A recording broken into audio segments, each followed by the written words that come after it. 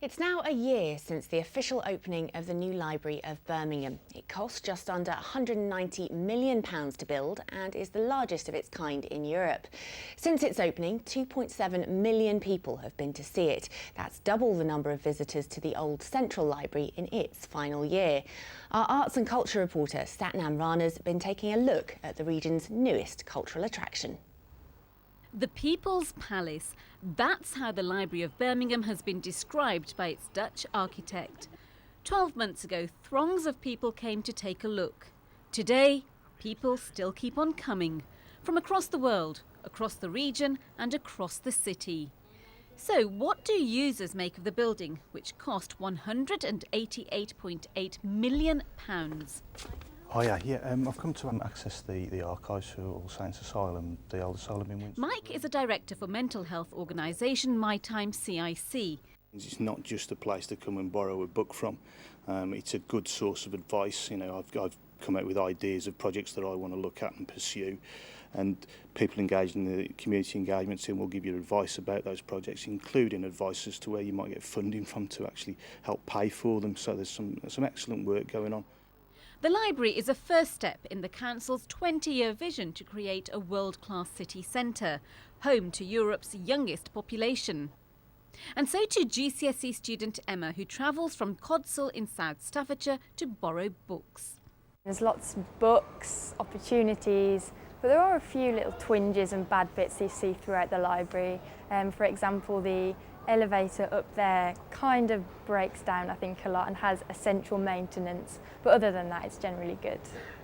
As well as being a functioning library, this is a building which has split opinion. For some it's an eyesore, others it's rather stunning.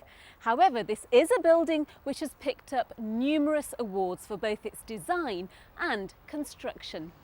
Most recently, the library has been shortlisted for the prestigious Sterling Prize in Architecture. As we stood here now, and you can see it stands out from the crowd. It's an icon. Across Birmingham, everybody knows it, across the West Midlands, nationally and internationally. It's recognised as a building that is putting Birmingham on the map for its architecture. This is a building which promised to transform the city, libraries and people's lives. A tall order, which a year on is showing signs of success already. Satnam Rana, BBC Midlands Today, Birmingham. Well, joining us now is Brian Gambles, who's the director of the Library of Birmingham. So, Brian, thank you for joining us. To start off with, you've had a successful year, certainly in terms of those visitors, but as we heard there, a few teething problems. Of course, it's been one amazing year for the library and for the city. I can't believe it's already 1 year since the wonderful Malala Yousafzai stood on the staging just behind me by the library and declared it open, and people flocked in, and I've never forgotten the look on their faces. It's that's given me the greatest joy throughout the year, the pride that people have in the library. We've had teething problems, and I'd be the first to admit it. There is a lot of pride and it's certainly very visible, but has it drawn money away from smaller libraries in the city?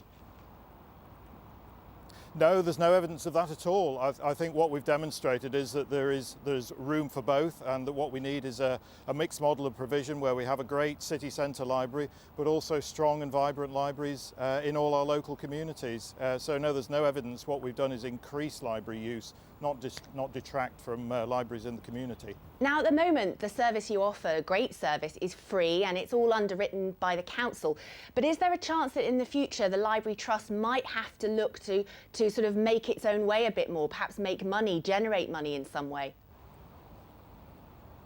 We already look to raise funds through philanthropic means, through other trusts and foundations, and of course through some commercial activity of our own, hiring rooms. We have a catering outlet and we have a retail outlet.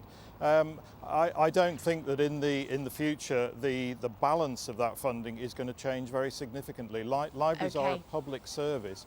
We rely on other sources to give added value, but they're a public service. OK, Brian Gambles, thank you very much and happy birthday.